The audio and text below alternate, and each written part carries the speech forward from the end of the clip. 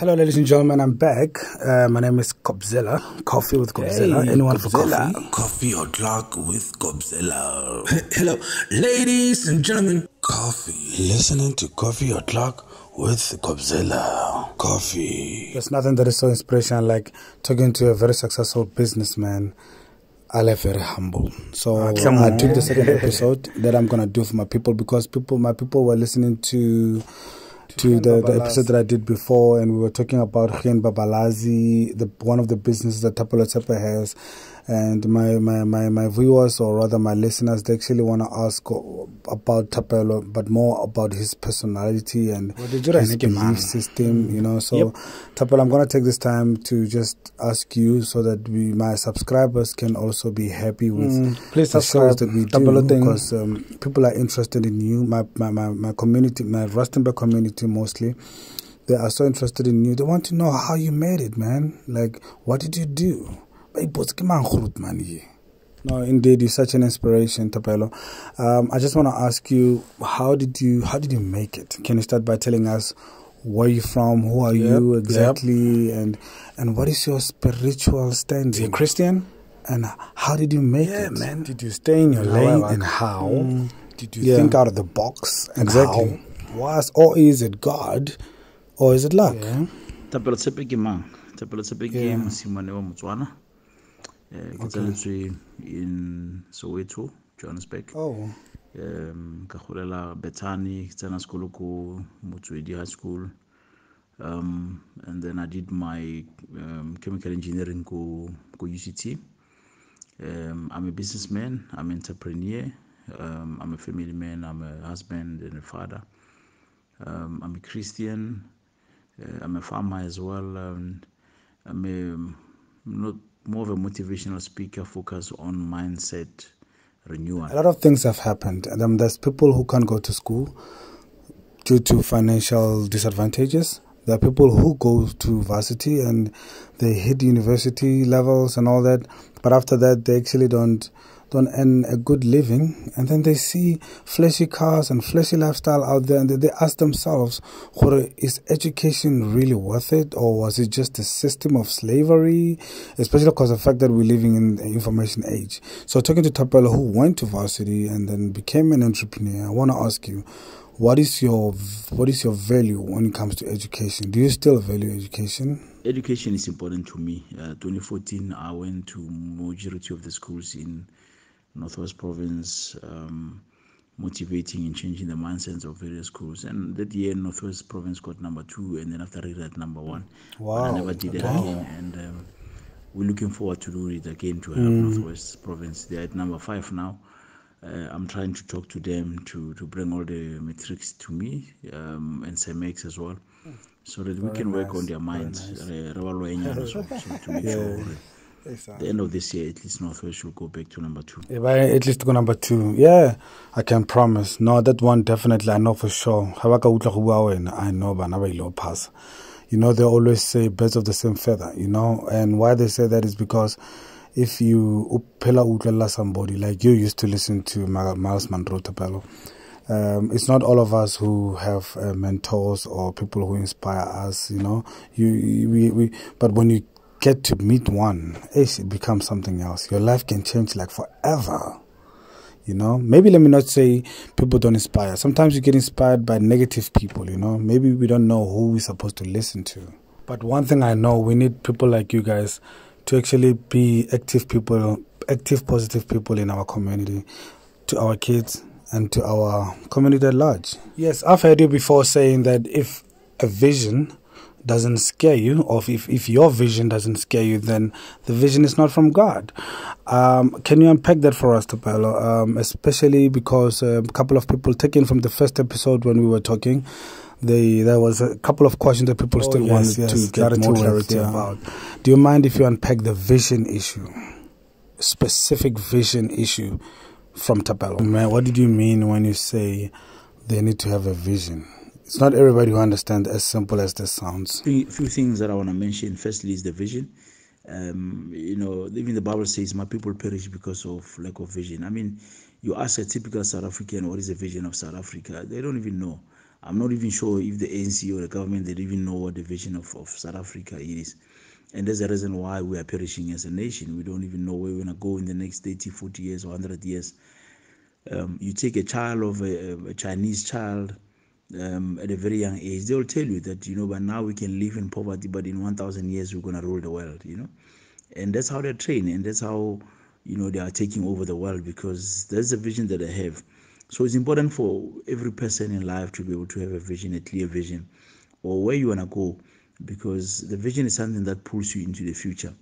And without it, if it's not clear, you're going to find yourself struggling because anything comes, goes, you take it. So it's important for you to be able to make sure that you understand, and it means praying and talking to your Creator to understand why you were born and why you staying in Northwest, why you stay in Rustenburg, all those things, why you stay in South Africa. There's a reason why you are not the Nigerian, you are not born in America, why you are not white. There's a reason for that. Find out what is it, understand the vision, the purpose in life, what is it that you're born to do, and unleash it. And Miles Monroe is one of the guys who have written a lot of messages. He was one of my mentors. In fact, when he passed on, I was supposed to go to Maldives that year, but I didn't go. Like I normally you go there every year. So it's important that not Maldives, Bahamas again. So it's important that one need to know what the vision is. I once said that if your vision doesn't scare you, the vision doesn't come from God.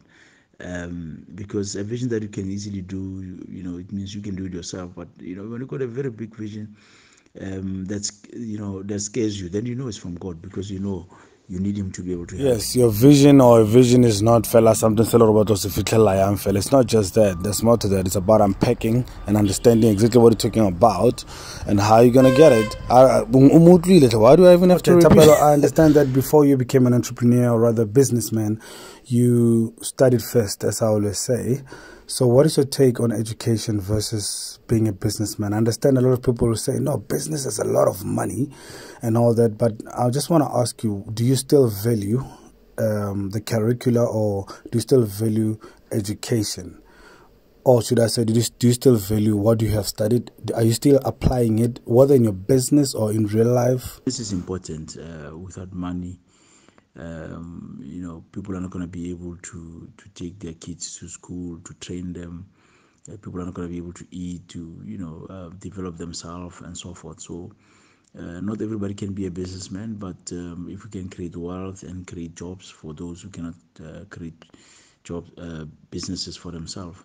So I cannot say education is better than business better than, they all need each other, because once you are a learned person, you're a skilled person, you'll be able to, when you become an entrepreneur, you are well empowered, that you can be able to think out of the box, which is something that I'm trying to do at Tenflex with all the other things that we're developing, so that we can be able to change the mindset of many kids that are going to be coming there. Education is important because when I started this whole project of ensuring that Northwest becomes sustainable in the next 20 years, I went to Harvard University with Dr. Molapo, and we've been talking to them, and because we want to bring University Go Rustenburg, ailing 4th and 5th revolution based, powered by Harvard University. You can imagine that once that's successful, we will bring millions of learners from all over the world, especially to focus on the 4th and 5th revolution. And not only that, we can also do industries based on the 4th and 5th revolution universities.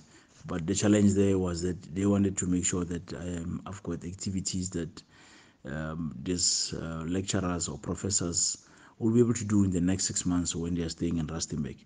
And hence, there's some of the reason why I'm busy with some of the projects that I might not mention now, and later on you're going to start to see them coming up one by one, and one of them being the Formula One racetrack, which is going to be the third in the Southern Hemisphere, and the largest in the size in the world, and the largest in numbers as well, where we'll be able to bring 1 million people to Formula One on one day when they come to Rustenburg, which is going to be something that's going to put Rustenburg on the map, and many other things that I'm not going to mention now going forward. Okay. To my age now, to date, I noticed there's always been motivational talks. You go on the internet, we listen, we stream, and we always get motivational talks. But what I noticed is that you can say never give up to anyone, you know. But the question is, how are they going to receive that never give up?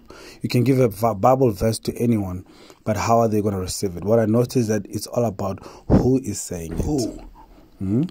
Not anyone can just say, Cops never give up. What has he done? But it depends. Hokimang and Taring never give up.